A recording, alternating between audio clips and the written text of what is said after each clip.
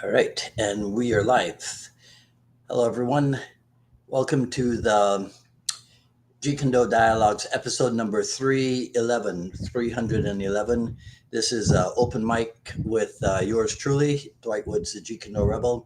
As you're logging in, if you'd be kind enough to say where you're logging in from, hit the like button and feel free to continue doing so throughout the dialogue. If you're catching the simulcast over on the YouTube, please be sure to like, subscribe, and hit the notification bell as well. But of course, the best thing you can do is to share this video and spread the word about the Jeet Kune dialogues. Okay, I don't have to introduce anybody today since you're going to be on here with just me. And let's see if I really do have to. I do have to comment on something. Let me see if I can find it. You guys, some people online, especially on Facebook, really do have to learn how to take a chill pill and not take themselves or Facebook so seriously. Um, I put up two. I'm trying to find one of them here. I put up two posts today, I think it was, or if not yesterday. One of them, well, I do have this one. Let me show you this. Right, um, you guys who are on the YouTube only, you may not have seen this, right? But it's a thing that it was a statement that I heard from I think he's deceased, Andrew Breitbart, who was a well-known. I think he ran an outfit, like one of those online news outfits or something, right? I don't know that much about him, but the it's the statement that caught my eye, and so essentially, I probably butchered the actual quote here, right? So, but what I put up was politics is downstream of culture, which itself is downstream of religion. And so I thought that's pretty interesting. And I thought, is there a Jeet Kune Do application of that? Because what do we know? We know that there is such a thing as Jeet Kune Do culture.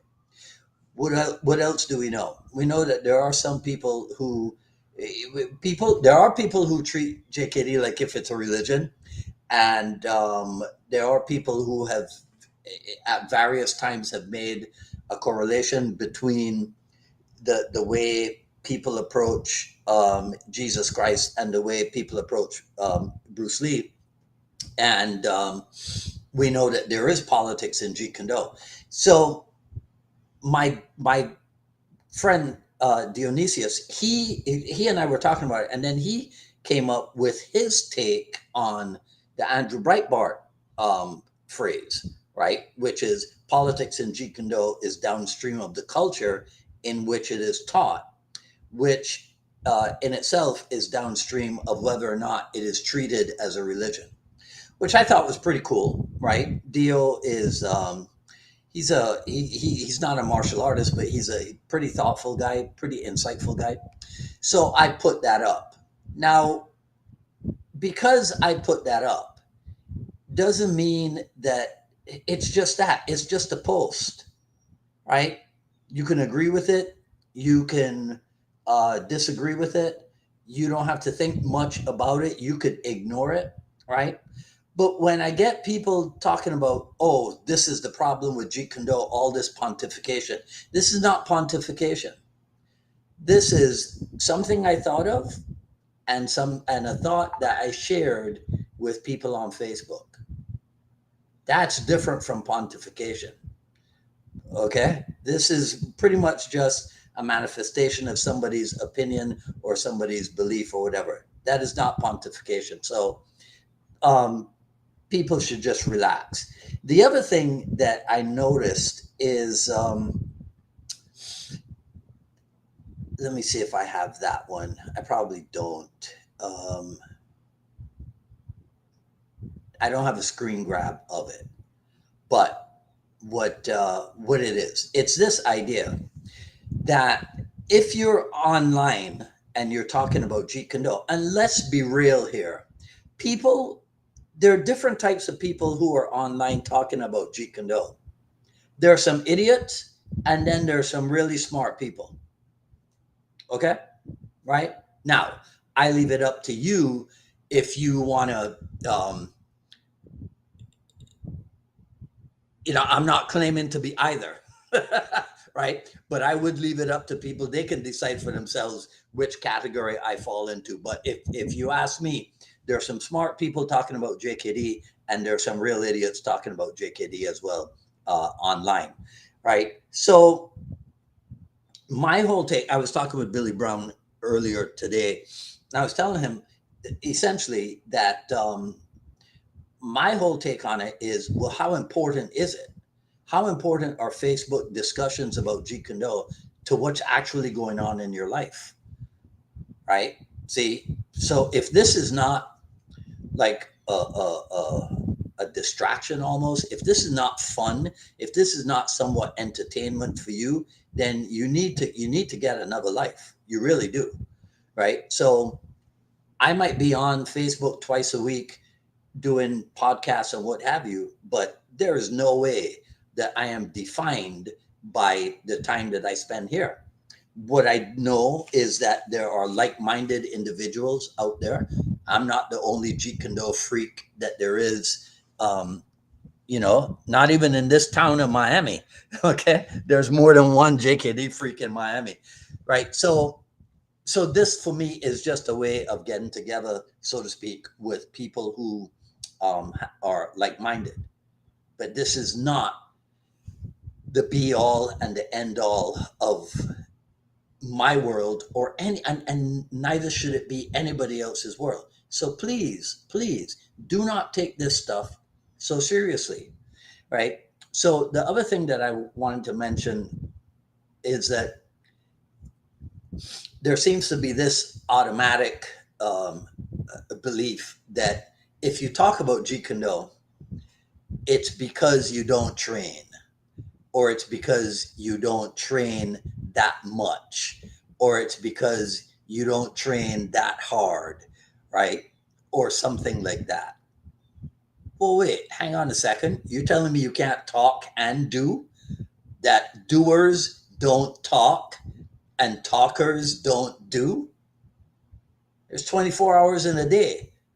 Unless you can identify for me somebody who 7 days a week, 24/7 is on Facebook talking about Jeet Kune Do, it's kind of ludicrous to assume that because somebody has an opinion on Facebook that they don't train real hard.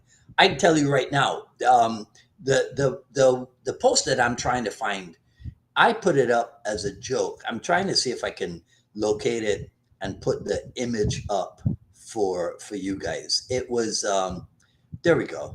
Let me see if I can, let me see. I should be able to, let me see if I can save this right now and then bring it up for you. Um, so it was, it's a thing of me, not me. It's actually Brian Green, and and my friend G. Anthony Joseph, right? And it's a screenshot that I took actually from a video of. Hang on, I'm trying to talk and work my mouse at the same time, right? So it's a screenshot that I took from a video of. I'll get it for a second. So let me focus and get it. Okay, there we go. All right, so let me show it to you guys, right? So it's this picture, okay? Now, I put this up, and in case you don't know this about me, right? If I put something like this up, and the caption is this Jeet Kune Do or is this not Jeet Kune Do? Right there and then, the mere fact that I put up a picture of one guy eye jabbing another guy, and the caption is Jeet Kune Do or not Jeet Kune Do. In case you don't know this about me, It's a joke. Okay? It's a joke. There's no way in heaven or in hell that I think that only Jeet Kune does the eye jab. You understand? It's a joke, right? So, again, because I follow my own advice most of the time, I'm having fun. Now, if you go, oh, well, he's not this and he's not that, and the form of it and this and whatever, whatever. First of all, you weren't there. First of all, it's a split second, it's a moment in time. So you don't know what came before it, you don't know what came after it. So really, try to cash in on the joke and go, and a lot of people did, right? A lot of people did. And so this is my point again. Okay. I'll use one name, Ryan Teal. So Ryan Teal spent some time talking about this post. You think Ryan Teal doesn't train hard? My God, right? Now this is, but see, I think this is part of the other reason. You guys don't have, some of you out there don't seem to have enough brain cells, right? To be able to, whether you do it mentally or physically, I mean, I don't know, right? But it's almost like you don't discover from your interactions with other people on Facebook, right? Who's who, what personality is this and what personality is that, right? I do that all the time. So I can pretty much tell you when certain people start commenting on something that I put up, I know who's having fun. I know who is not having fun, but turning it into a serious discussion, not but for very good reasons, and so on, because there's always different reactions and what have you, right? So, but understand this about me, if I could be so bold. If I put something like that up, it's just a joke. I am not trying to make a statement that he should have been in the right lead, because if he's not in the right lead, then he doesn't have his power side forward. I'm not. This is not a thing about, well, he's got all four fingers out and maybe one, maybe it should look more like a spear or whatever, whatever, whatever. All right, and you shouldn't take it that seriously either, because again, how can you make these serious deliberations on something where it's just a picture, right? Remember back in the day, there used to be this picture, and when you first looked at it, it looked like this ugly old woman with a wart. But then when you changed your focus, right, it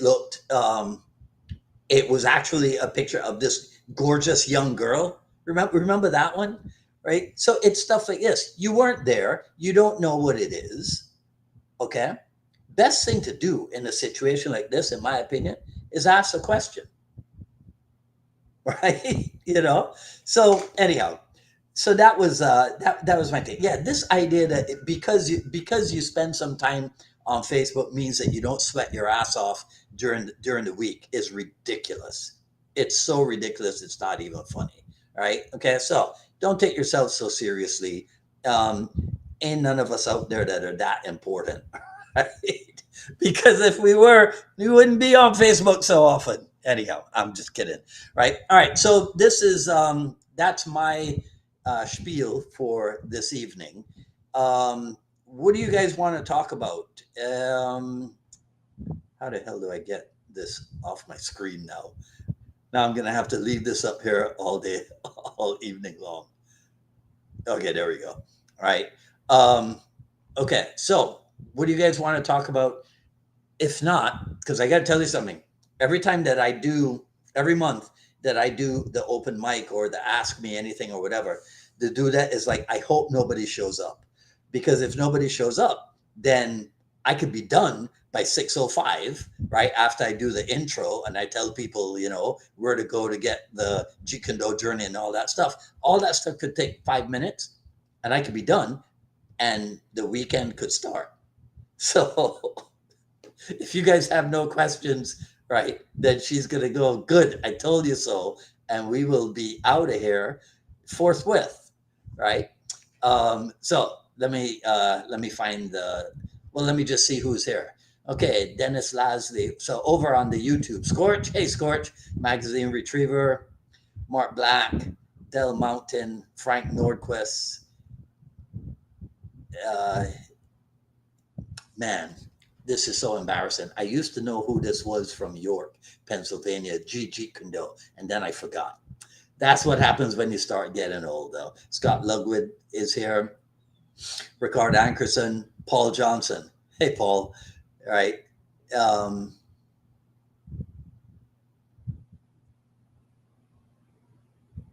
oh, shoot, Scorch. Well, Scorch, that's what you got to stay. You got to come to Tropical Park some more and stay out of Alice Wainwright Park. Right? We don't have any of that kind of nonsense going on in Tropical Park. Tropical Park is well policed, well patrolled, right? Oh man, sorry to hear that, but you would have done well. Okay, Brooks Long is here. Brooks, I saw you spent some time with Vunak last weekend. I guess it was, huh? That must have been great, right? Ron Reagan is here. Ricard says, I thought it was hilarious. Of course, right? Alex Hausman, Mark Stewart is here. No, Mick, I haven't seen Terry Valor. I don't know what's up with that, right? Um, Alex says, I got to be up early tomorrow. Bye. Yeah, gee, you could check the replay, see if anything of substance was uttered, Alex. Frank says, in addition to the image of the old and young lady, there's an image of a rabbit or a duck. That one I haven't seen. That one I haven't seen. But you get my point, right? Rob Roy McGregor is here. Rob, I think I sent you a message. If I didn't, I will when we wrap up here. Hey, there's Eric Young. So Eric is a TCF colleague from Baltimore. It's I don't know if anybody really realized it, but because G. Anthony, he and I were both. Well, he's a real Trinidadian. I'm what we call a Trini Beige because I was born in Trinidad, but I grew up in Barbados. But and he moved to Baltimore when he was a kid. My parents moved to Baltimore. I never moved to Baltimore. I just didn't like it, right? And he didn't like it either. So he came back to Trinidad, right? I moved to Florida. He moved to California. So it's almost like we've been relatively close to each other, but just not going in the same direction at the same time until now, right? With the time that I'm spending in TCF, right? And well, as time goes by, you guys will find out more and more about that adventure, right? All right. So it doesn't look like anybody has anything to discuss. So the dudette might get her wish. I might be out of here in 20 minutes or so, right? Um, this is not good, you know.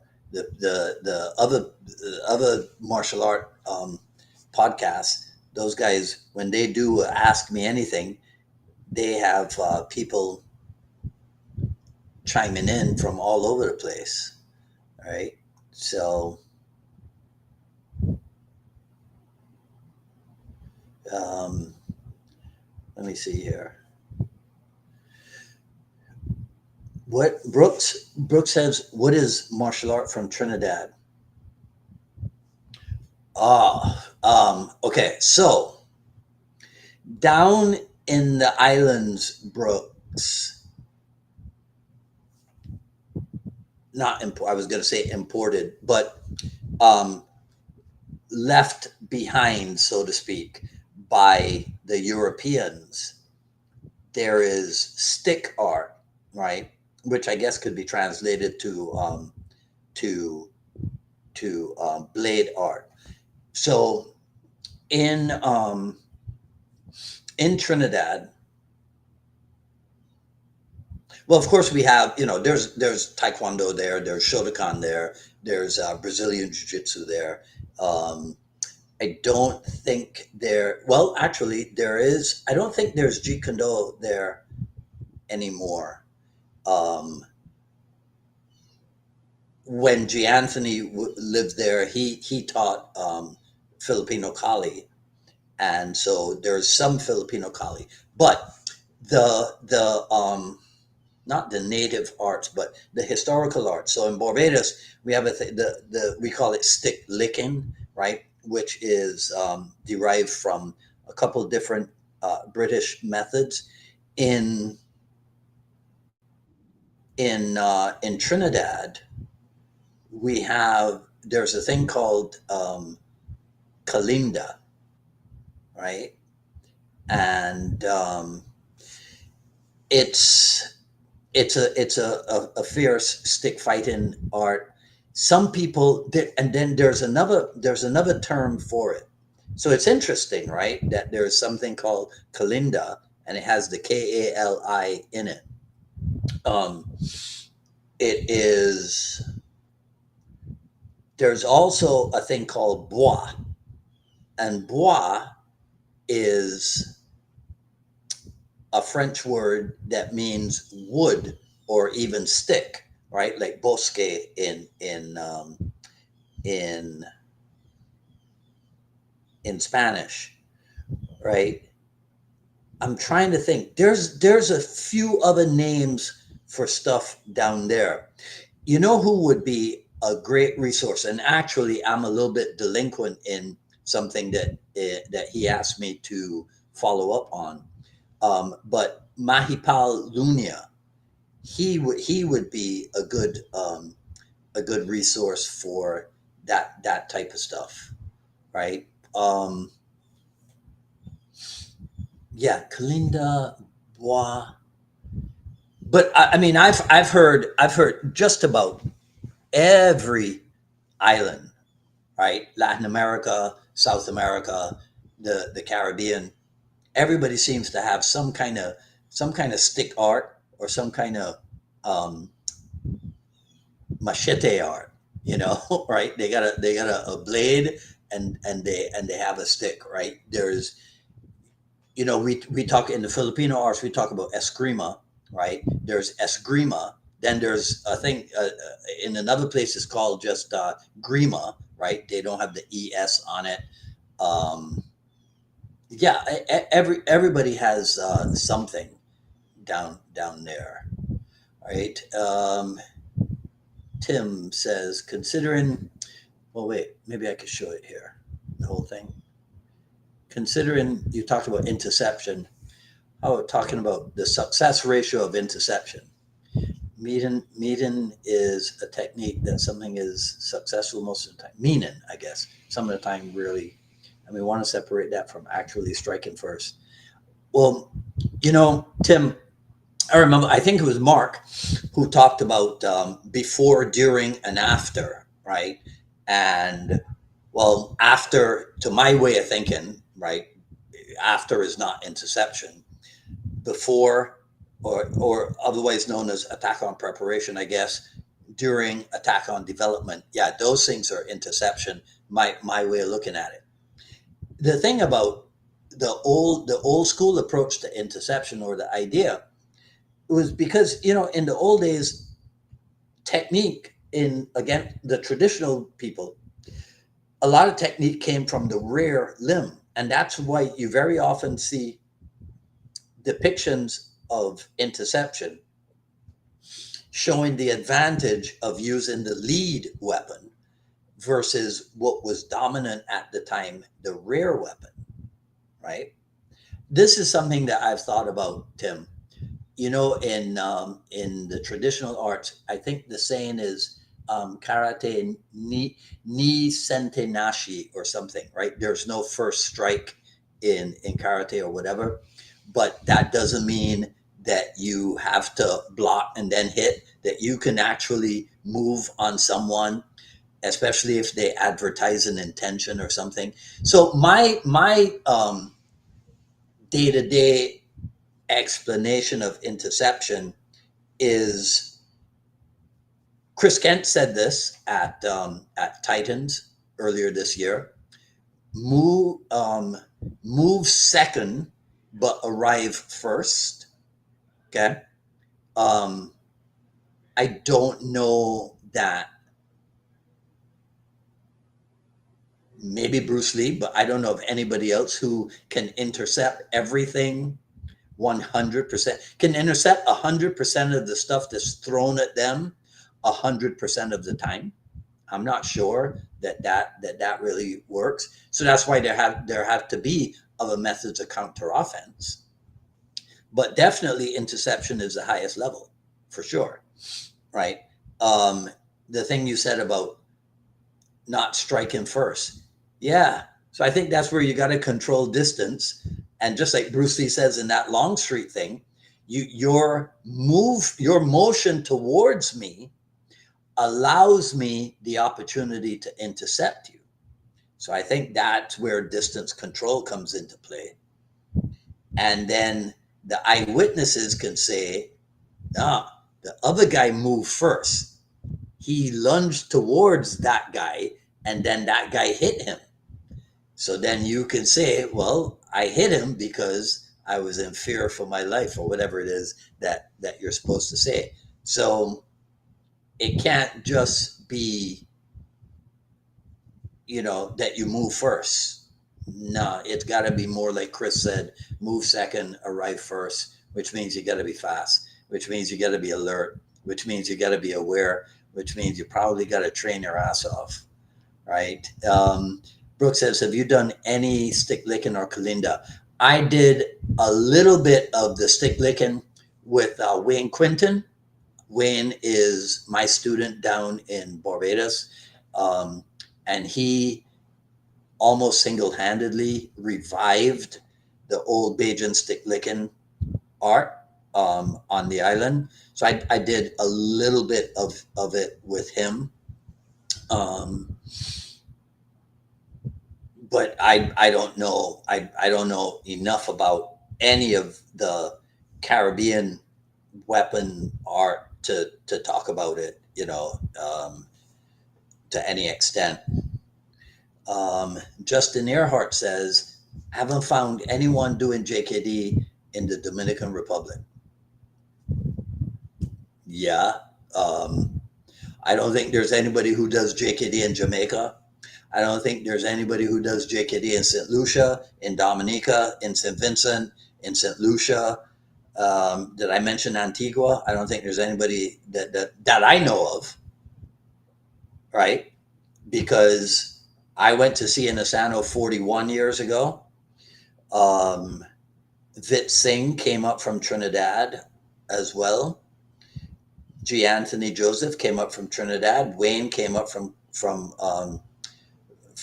Barbados. I'm not sure when Marvin Ishmael left Trinidad and went to Canada and got involved, but that's just a handful of people. I don't know of, not a mass exodus, but I don't know of a ton of people going to, leaving the islands and going to the States in search of Jeet Kune. I've never heard of it, right? And I think I would know, being the West Indian pioneer. Right. So, yeah. So, sorry, Justin, is that where you live, or were you visiting, or what have you? Because, yeah, that's why, they always say, well, if you didn't find it if you can't find it where you are, maybe it's up to you to start it. Right. Um, Del Mountain says, oh, wait, I have to hide. I got to take this thing out from Tim. Okay. So Del Mountain says, I've heard some people say that Filipino martial arts and Indonesian martial arts are the same thing. That ignores the diversity of styles within each country. I don't think that the people who say that Filipino martial arts and Indonesian martial arts are the same thing literally mean that they are the same thing. Okay? So, you know how I get in trouble with Richard Torres when I and Paul Bax when I say that you kind of have to understand what Dan Inosano is saying, right? That there's a thing that I call Inosano speak, right? And so if you know him, you know what he means, and you know not necessarily. Of course, there are times when it's literal, but then there are times when it's illustrative or something, anecdotal or something, analogous or something, right? So when people say Filipino martial arts and Indonesian martial arts, say, here's one person I believe. I tried to find it, but I couldn't. Wait, is that true, Dwight? Or did I find it? Let me see if I can. Hang on one second, Del. Let me see if this hard drive will cooperate with me. Okay. Because I'm thinking that the person that I heard say it was none other than Ben Largusa. But I don't have.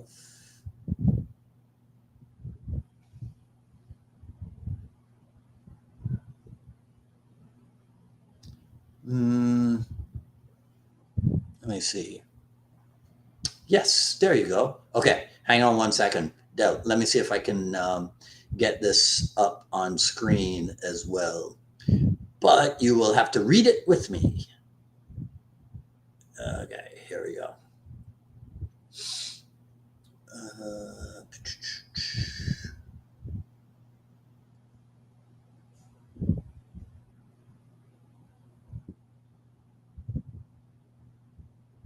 okay. Um, so if you can't see, I don't know what other way to show this. No, will that nope, that won't work. That won't work either. Anyhow, okay, so let me find the other image of it. So what this thing says is the title, the headline is Kali traces its beginning in ancient Indonesia, and it's written by Grandmaster Ben Largusa. So let me see if I can find the relevant point here. Kalirongan, what have you? No, that's not it. Um,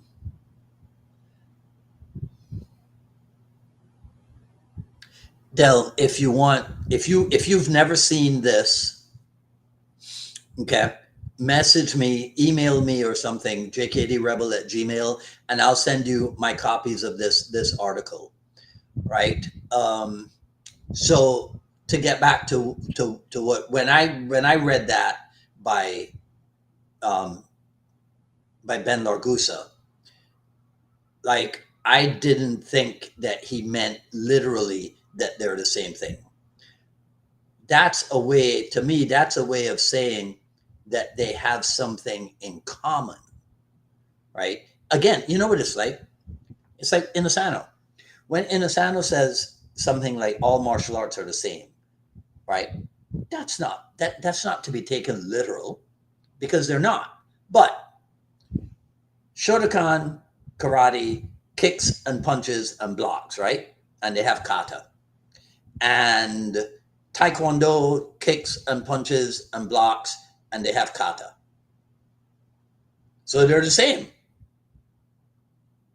in a way, but we know they're not identical, right? So saying that Filipino martial arts and Indonesian martial arts are the same thing does not mean that they're identical. They can't be. Their language is not even the same, right?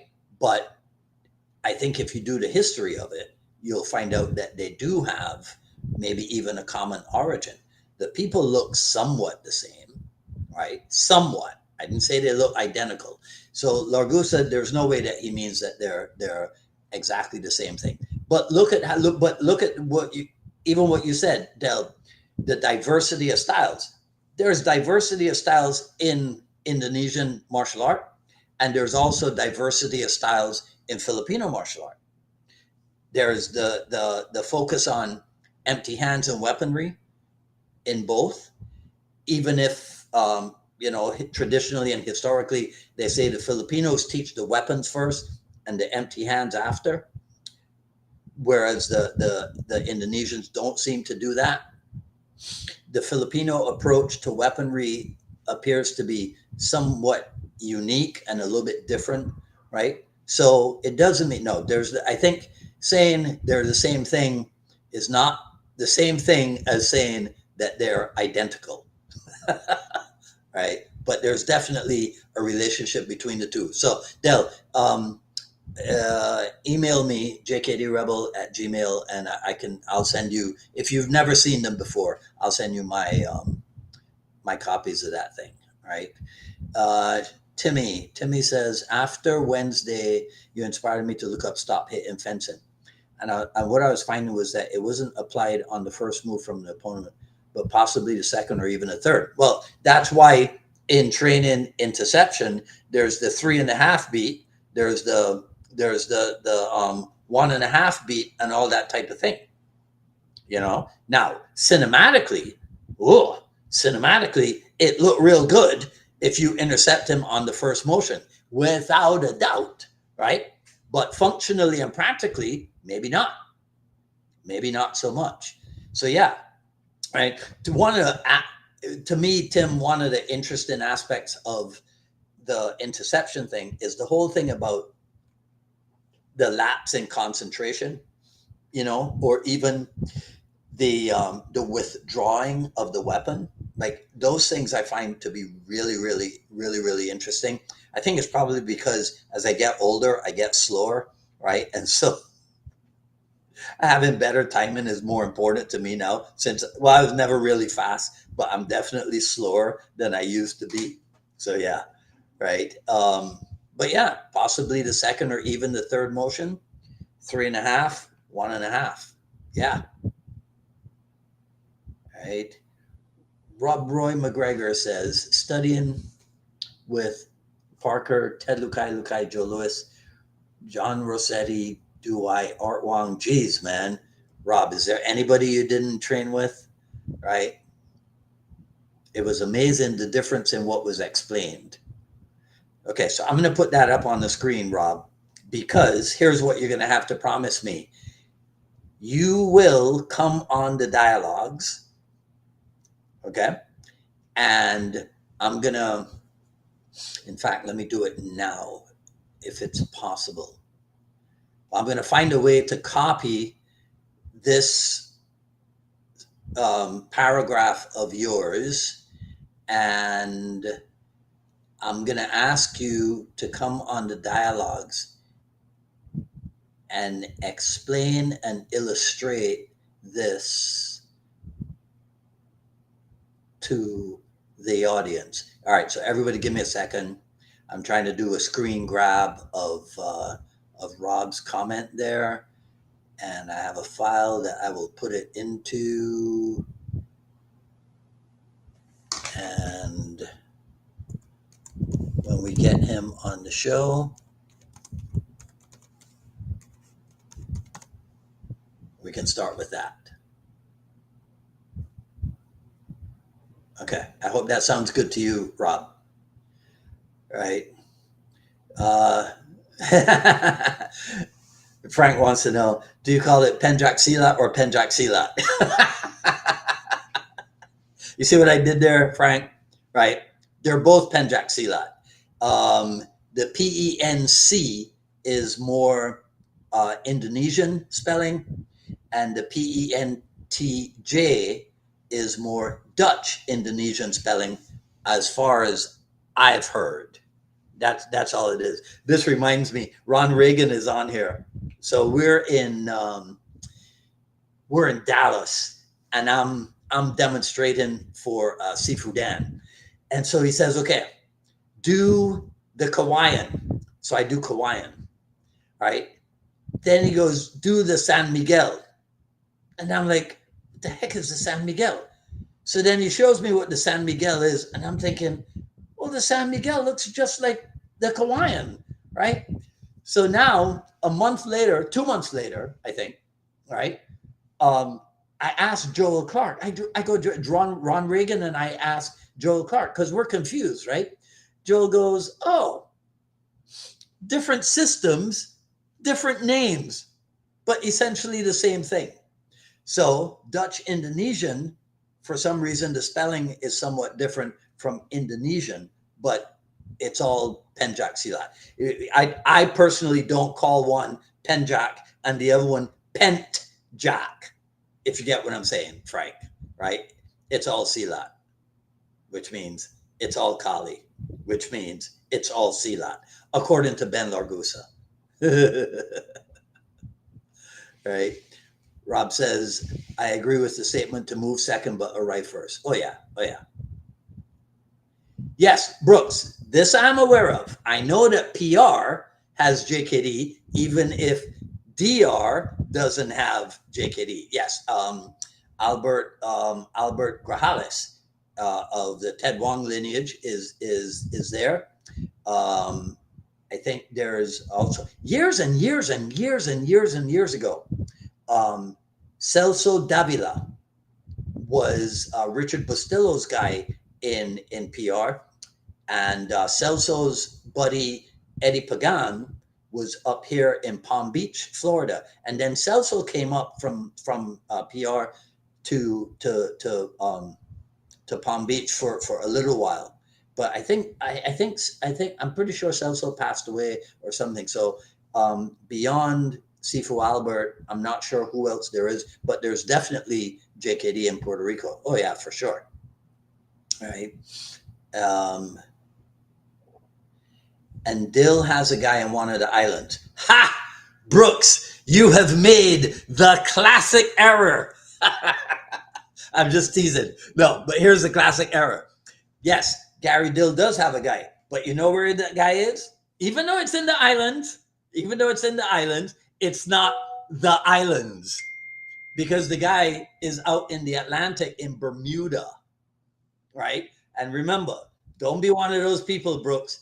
Bermuda, Barbados, Bahamas are all different, right? But yes, you're right. Gary Dill, as far as I know, Gary Dill has a guy in Bermuda. But remember, Bermuda has winter because Bermuda is essentially off the coast of New York, right? So they're just there, stuck in the middle of nowhere, right?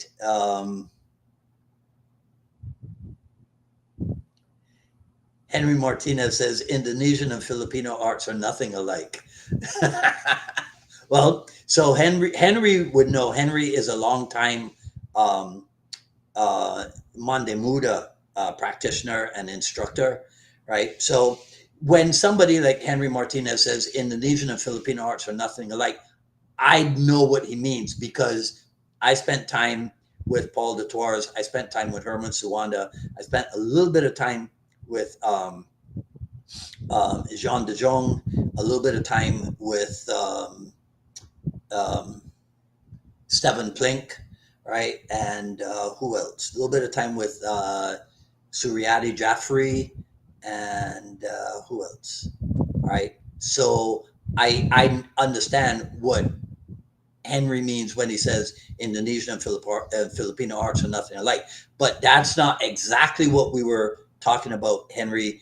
We're talking about a commonality in certain aspects and perhaps a shared origin or um, a shared history to a certain degree. But yeah, but then how they ended up, how they evolved, how they developed, how they ended up being trained and maybe even taught or whatever, what have you. No, they're not that similar, except when people start to see where one can fit in with the other.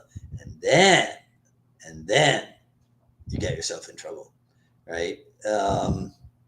Scorch says, I think the Penjak Silat fight scene in the movie Bounty Tracker, starring Lorenzo Lamas. Oh, right. Damn, Scorch, you've been around for a long time. I don't even. I know that Bert was in that, um, because that is probably that movie probably. So that's when Bert would have had the ponytail and what have you. They all had the ponytail back then. Chad Stahelski had it. Bert had it. Eric Paulson had his. Cass Magda had his. Right. And so um, these guys, Bert and Cass, for example, were spending time with Pendekar Paul de Tours. I am pretty sure, if I have my chronology correct, those guys had spent or were spending time with Paul de Tours and got the movie stuff. So what do you put into your movie stuff? Well, you put in the stuff that you're working on. And so if you've seen Gary Daniels' Hawk's Vengeance, right, where Cass is the bad guy in there, right? Cass does Silat in Hawk's Vengeance. And so, yeah, in Bounty Tracker, Bert does Silat as well. Yeah, right. Mark Stewart says the common history goes back further to Indian and Chinese. See? Yeah, right. I don't doubt that at all. Right. Joseph Goldstein says the martial arts of Southeast Asia. Um, William Reeders, um, the martial arts of Southeast Asia. Is that William Reeders? I shall check for you, Joseph Goldstein. Uh, William Reeders. Now, isn't there a rumor? You guys, let me know this in the in the comments. Isn't there a rumor that Willem Reeders was like a source for Bruce Lee on in Penjak Silat or something?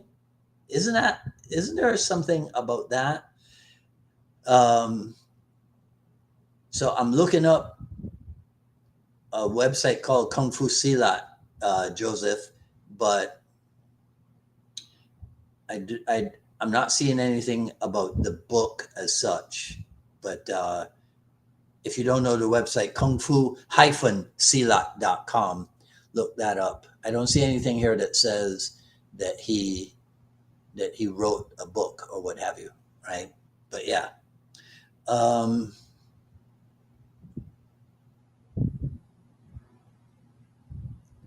Now I'm going to get myself in trouble. Many ways seem identical, but if one who practices true personal dynamic spatial relationships realizes that moving correctly is common. There you go. All right. So on, that's why my student Glenn and we often talk about levels and layers, right? Because the correct answer, right? Something can be right but be incorrect. So in other words, this is what I mean. Are Filipino martial arts and Indonesian martial arts the same thing? At a particular level, yes. So depending on who you're trying to explain it to, it might be serviceable to say, yes, they're the same thing. But then depending on who else you might be talking to, now you got to go into a little bit more detail. So I think what Rob is saying here is that ultimately moving correctly is common, right? And so if moving correctly is common, then everybody who moves correctly is doing the same thing, which is what? Moving correctly. That's some deep philosophy there, Dwight. Thanks, Rob. Um, okay, Retriever says Ronda Rousey recently said she's finished competing in MMA due to recently. I thought she had stopped MMA. Didn't she stop MMA? I don't follow these things. Didn't she stop MMA ages ago and she was a wrestler now? She was in pro wrestling or something?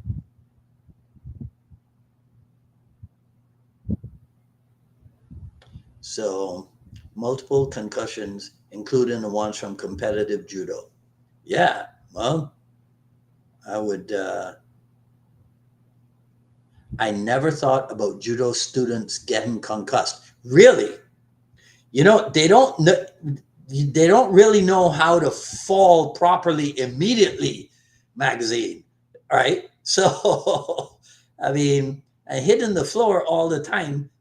At some point, the poor little things, they might not go head first, but the head will probably bounce off the mat, whatever. I had I had a student here in Miami, a little kid named Brady, and Brady got heavily involved in jujitsu. In This was probably the '90s as well, and I ran into him after a while, and he told me that he had to quit jujitsu because the doctor said you can't sustain any more concussions. It'll kill you. So, jujitsu, judo, getting slammed, getting thrown around. I don't know, man. All right. Yeah, Ronda Rousey. Henry says the J is Dutch. There you go. All right. It's a good beer. Was that Readers? All right. And Tim says, angle two Lacoste, angle two Illustrissimo. So Tim, we're going. There'll be 5 Miami Musketeers in Atlanta in a few weeks with Seafood Dan. So now we're messing around and we're doing the Illustrissimo numbering system, right? Which is not our innate numbering system, right? So we're messing around with that, and people are like, "What? What is this? A 4 or a 2 or whatever?" Yeah, right. Anyhow, um, well, here's a name I haven't seen in a while: Yedi de la Cruz. I actually found a JKD school. So look at that. Um, Yeti, maybe you can put in the comments if you know the name of the school or what have you, and Justin can look it up or something, right? In Santo Domingo, but I don't know the lineage.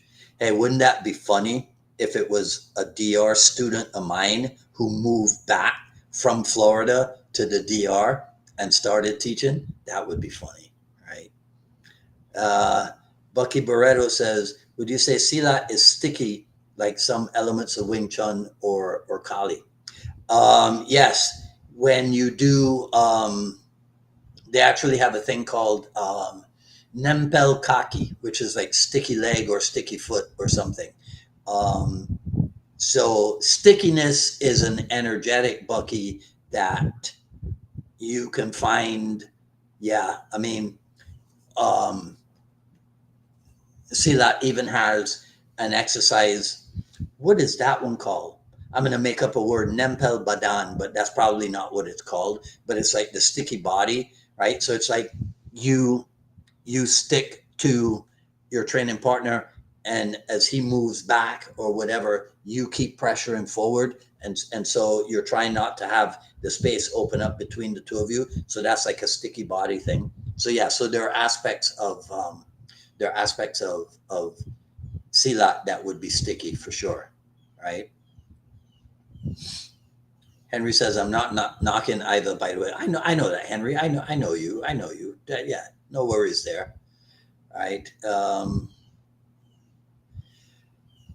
Frank asks, "Did you hear that the martial arts knew Rokas?" Frank, I got to tell you, I have never even heard of the YouTuber Rokas, but he got his leg destroyed by a band scissor takedown while practicing BJJ. He says the injury is permanent. Yeah, well, you know, but if it's banned, why were they doing it? I wonder. Frank. This makes me think of there in even in karate tournaments back in the day. There was a thing called a scissor takedown. Um, Yuri Nakamura in shoot wrestling demonstrates something that could be called a scissor takedown.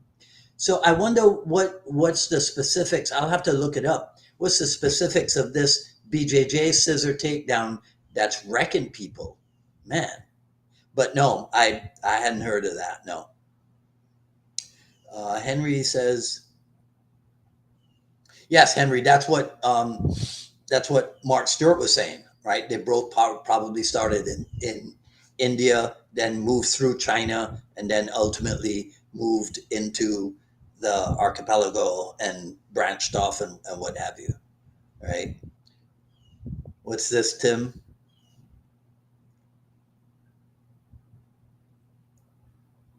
Such and such and such and such are the same, and such and such and such and such are nothing alike. Can both be correct at can both be correct at the same time. Now notice, all right, Tim did not put a question mark at the end of his sentence. Okay, he's making a statement, right? He's not asking a question. He's making a statement, and he's quite right. Right? This and this can be the same, and those same two things can also be nothing alike. Yes, for damn sure. Right? Hey, Ryan. Um, oh, Rob, you got it. Rob, we have to talk.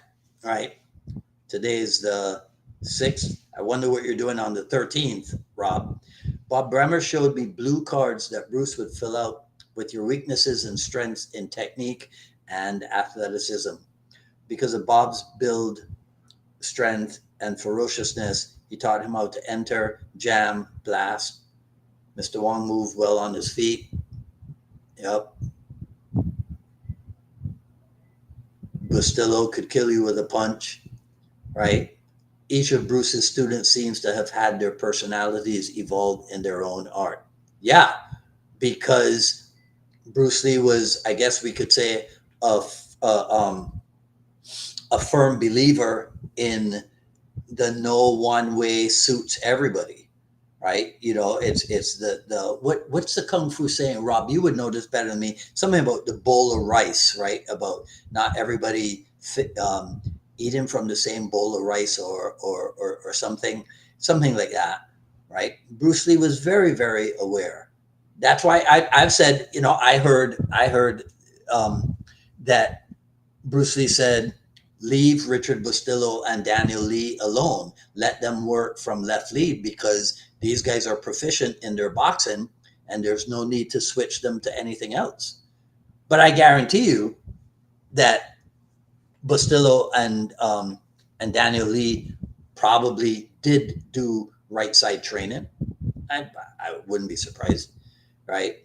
Um, Ryan Chafin says that Sifu Cass does Silat in Blade Boxer, and Chris Kent is in it as well. So I think Blade Boxer is a different movie from Hawk's Vengeance because I don't think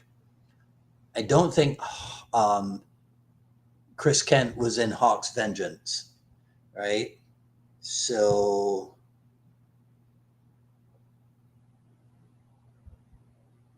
yeah, I think Blade Boxer is a different movie. Now let me see. I'm going to do a quick. Yeah, so Cass Magda plays the role of Joe. Del Pollard plays the role of Mahietso. I'm pretty sure I never saw this. Dana Plato is in it. I think I had a thing for her when I I recognize that name. I think I had a thing for her when she was little, right? So Cass is the fight choreographer, and oh look, Victor Rosario it was did stunts. So I don't see Chris Kent's name in the stunt department, Ryan. But oh, I know why you're thinking. I know why you're thinking that Chris was in it because Chris was in a movie called. Well, it depends on which version of it you saw, because Chris was in a movie that had a lot of knife work in it. So that's why you're thinking that Chris was in Blade Boxer. But Chris Kent was technical was technical a technical director or something. I don't think he appeared on screen. Chris did appear on screen in something else. I don't think it was Blade Boxer. Anyhow, but he was the technical director for, you might know it as Exposure, I think was one name for it. It was a film done in Brazil, I think, with Peter Coyote and Checky Karyov. It might have been. Let me. Okay, give me a second. Let me see if I can look it up. Um, Peter Coyote. So yeah, this thing is known as Exposure. I think in some places it is also known as it has because it was done in Brazil, so it's got uh, is it right to say Hispanic name, a Latin name, a Latino name. Um, let's see, and it's damn. Peter Coyote has done a lot of work. I can't even find. Damn, that's a lot of scrolling, Dwight. Um, let's see.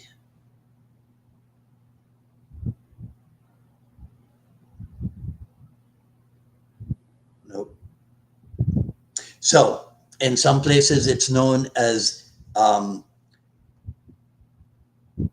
a grand art, right? Or grande arte. But I am pretty sure, right? Its American title is Exposure, and so Chris worked behind the scenes on that movie. He was the blade master, so to speak, for that movie. But Blade Boxer, I'll have to look that up a little bit more, Ryan, and see. But I don't remember Chris being in Blade Boxer, right? Sorry that I'm way behind on the comments, guys. Right? Tim says Guru Dan told me that Readers was a source of CLAP for Bruce Lee. Okay, all right, yeah, I knew I'd heard that. Right? Okay, so Brooks and Frank are having their own conversation. Bucky Barreto, anything from karate ever inspire your JKD? Yes. Um, so I was a fan as a little skinny kid in Barbados. Um, I was a fan of, I think it was Yatsuaki Kato, the um, the Kyokushin guy. Um,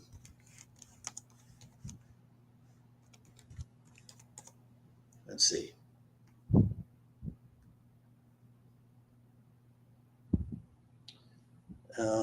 Now I can't remember.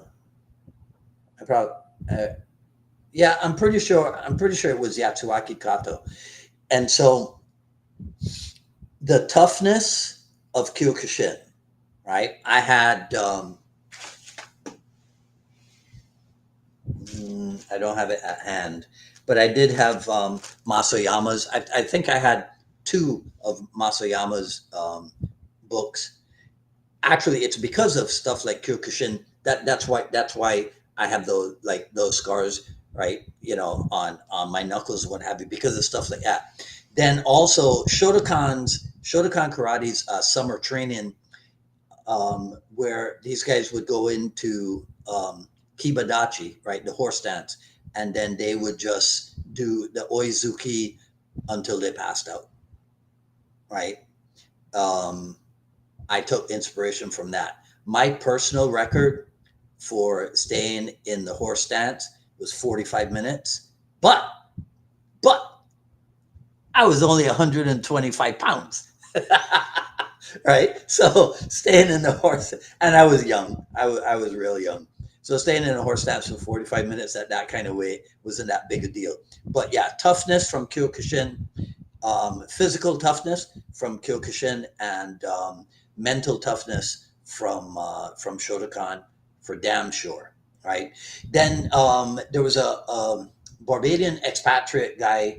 I think he was Barbadian, or maybe it was just a Barbadian heritage, but he was a Taekwondo champion, and he came to town, and he did a workshop at the Shotokan school, and so I got to spar him, and he liked my ability, but he gave me some tips also, and that's so I kind of learned about the strength behind some of the Taekwondo kickers, right? So that was a thing too. Um, Pugil Guan, who has I think I have three of his. Oh man, Bucky, you just opened up a can of worms because now as I'm saying this, I'm remembering all the stuff. So Pugil Guan had a book called Dynamic Breaking, right? So he was one of my heroes too, and he had a book called Skill in Counterattacks, right? And so some of my kicking skill was influenced by him, but my major, Bucky, sorry, I don't have I the books are in the other room way over. Yeah. I just have some of the Jeet Kune stuff close at hand. But then there was Chong Li. And Chong Li, let's see, it's dynamic kicks, advanced dynamic kicks, and then super advanced or super dynamic kicks. So Chong Li's Taekwondo dynamic kicks, that was a major influence as well. Um, Harry Wong, well, this is Kung Fu now, but Harry Wong's Dynamic Tension book, which is really just a fancy name for isometrics, and also James Liu's Art of Stretching and Kicking. That was another one. So yeah, so there was alongside the Bruce Lee thing, right? There were other people that definitely I had my eyes on them, right? Um, hey, Fernando. Okay, so who else? Right. So Brooke says, wasn't Billy Blank's main move in his competing days the scissor takedown? Yeah, and Billy Blank's had a like a front flip thing too that he would that developed into a kick that he would score points with. And I actually saw, where was it? I think it was a Kyokushin competition. Was it in Lebanon? I forget where it was. Bahrain, Beirut, Bahrain. I saw a video of this, and the guy did that type of thing where you do a front roll and then one leg hits the guy and you score your point that way, right? Um, Ronda Rousey was responding to fan requests for her to get back into MMA. Oh, yeah. Well, she should say to her fans, "I love you, but I don't take my life advice from you."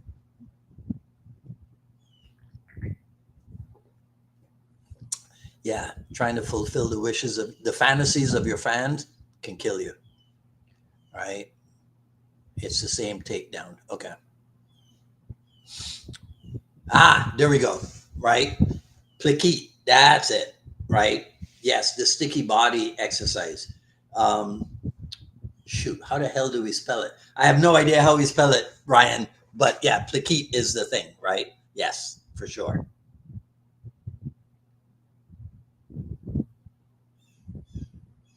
Okay, so Yeti says the JKD school is Team Mordan Academia de Arte Marciales Mixta. Ah, hmm.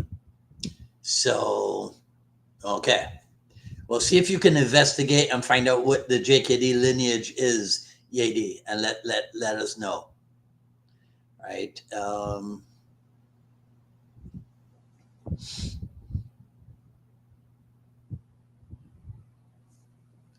Okay. I'm gonna skip.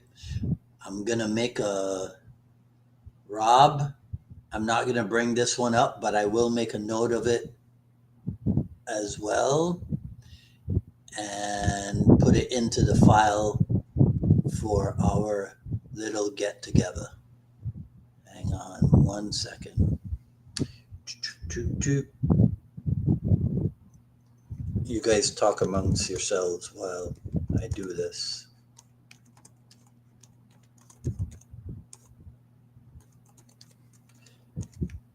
Once again, one day I'll have an assistant to do all this for me.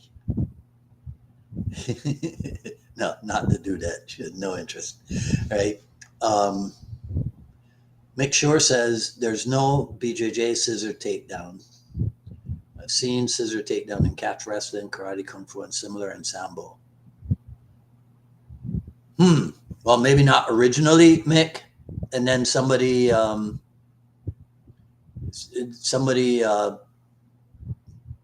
borrowed it from somewhere, right? Scorch says, you thought this chat might not go for 1 full hour. I know, right? Um, Brooke says, Makiwara training. Yes. So I had the clapper Makiwara, which was the Korean version that had like maybe three slats, right, in it. So I had that, but then I had, this was my own makeshift thing. I had it wasn't even a 2x4. What the heck size of wood was this? But it wasn't a 2x4. It was thicker than that. But I just got rope from the supermarket that I worked at, and I just wrapped it, and then I just leaned this maybe a 4 foot piece of wood against the wall, right, and then I would just hit that. Because as crazy kids growing up in Barbados, when you were in a public setting, so like for example on the bus, right, the way you knew who was in martial arts was by looking at people's knuckles. So if you saw a guy who had the black knuckles like yours, you knew fellow kung fu, right? Kept fellow kung fu artist right there. So yeah, so that was a point of pride back in the day, right? G says he looked up Blade Boxer, and right, yeah, I didn't either, right? Rob says Kyokushin was my favorite to practice in '66. Oh wow, right? Masayama came and was scary as Masayama was as scary as hell. Yeah, man. Yeah, yeah. Masayama was a fearsome thing. That's why. See, so you know, I guess it's sacrilegious in some in with some people or in some areas to even mention, it because you're a JKD guy, even mention being influenced or being inspired by something or someone other than Bruce Lee. You know?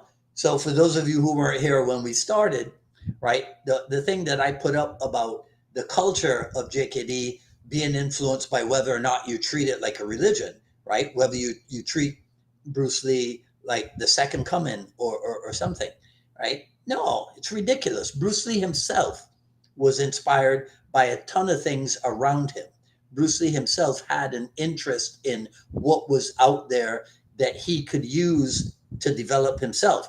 Maybe ultimately, in developing himself, he gave a name to his process, right? Okay, cool. You're an idiot if you think, oh, well, Bruce Lee did all the heavy lifting. All I will do is just follow along. Since you didn't train with him, I'll find a source, somebody who did train with Bruce Lee, and then I'll just follow along whatever it is that person gives me, and that'll be it. I'll be like one removed from Bruce Lee, the quintessential. Stupid. Right? Um, hey, Cisco. So, you guys got to hear this, right? So, Tony Francisco's nickname is Cisco. So, his initials are TCF, and he's a top TCF practitioner. I thought that was cool.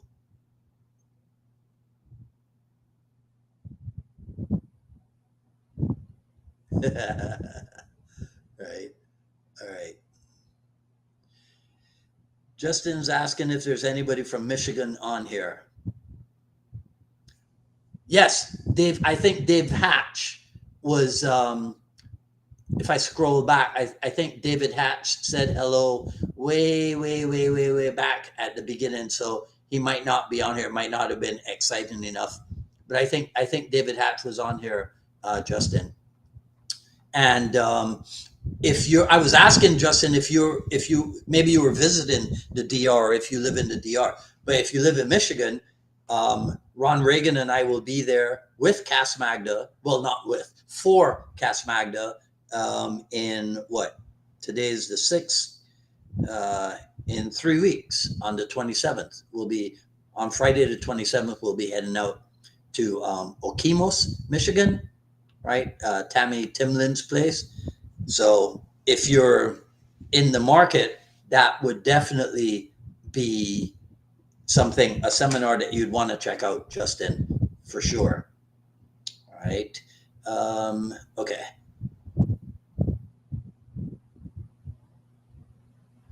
Justin said, seems like I remember BJJ scissor takedown in early UFC. I don't know. All right. Scorch says, okay, Scorch. All right, cool. Okay. Yeah, email me that. All right. Okay. All right. So I think that is it. Let me check over on the other page. Because you know what's interesting, right? Like sometimes I'll get a phone call on a Friday at 5:45 p.m. I'll be like, who the hell is this calling me on a Friday at 5:45 p.m.? Obviously, you can't be a very good friend of mine, because no friend of mine would call me 15 minutes before I'm supposed to do my podcast, right? You'd be surprised. Anyhow, um, okay, Justin says I'll put that on the calendar. All right, so let me just see what's been going on over here on the Facebook page.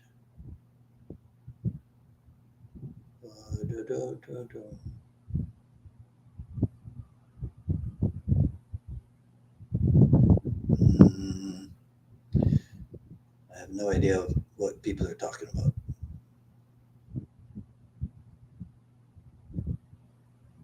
Yeah, this was the other thing, right? This was the other thing, because with that post that I put up of G. Anthony, so he was actually trying to do an eye jab. It's just what happened, and I thought, oh, this will be funny. I'll put up a picture of two TCF people, right, doing it, and it looks like an eye jab, and I'll ask if this is Jeet Kune.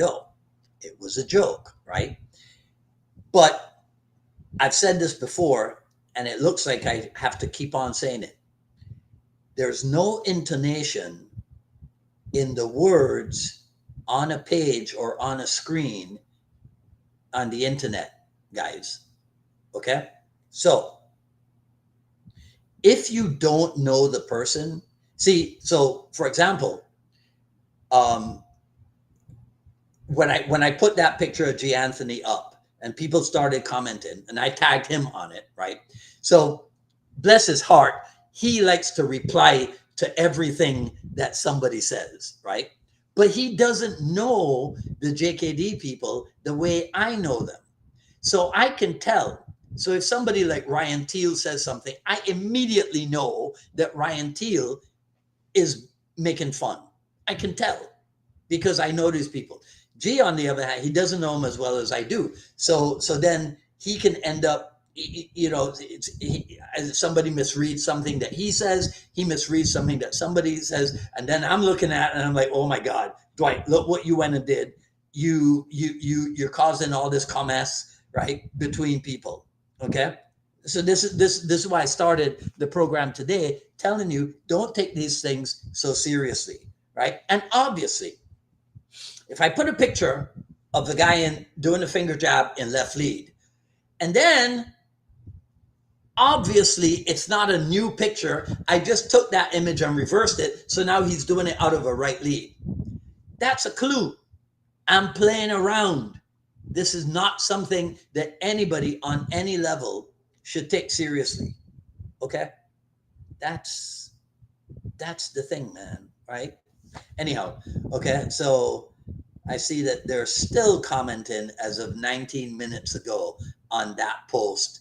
So let's say hasta luego for today, guys, and I'll go take a look and see what's going on that page, right? Thank you very much, everybody who showed up and spent some time with me. Yeah, Scorch is funny. I thought I'd be gone 90 minutes ago, right? Anyhow, okay, all right. So that is it for today. If everything works out and he's available, Rob Roy McGregor will be on with me at this time next Friday, and we'll have some fun. He's always a great guy to talk to, and I have a question for him about an image of him that I saw recently.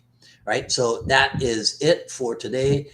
You can support the show over at paypal.me slash what is it? PayPal.me slash Unified MA Miami. PayPal.me slash Unified MA Miami. The Jeet Kune Journey Volume 1, raw but edited version is available.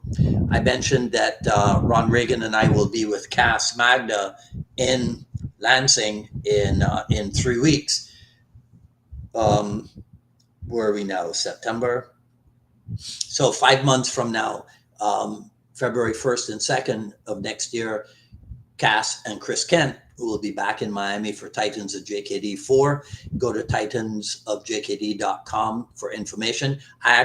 So there's one guy I've told you who is already doing the 4Pay early registration with PayPal. That might be something you want to get onto. Another guy, Ron Reagan, if you're still on, you'll want to hear this. Another guy asked me today if we have the rooms and the room rate set up for Titans next year. And I don't know. I certainly hadn't thought of that. I'm not sure if Ron has thought of that. So that might be something that we got to look into. All right. So titansofjkd.com. You can support the show also at jkdrebel.com. Click on the Rebel Gear link, and that's where you'll see stuff like this.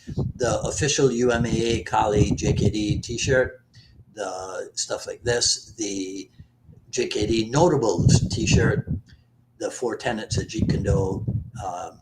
All this stuff is available as like coffee mugs and t-shirts and hoodies and all that good stuff. All right. Over on the YouTube, if you want to be a paid subscriber, just click the join link on the YouTube and it'll take you to the different levels of membership that we have there. And that is it for me for now. You guys have a great weekend, and I will see you next time.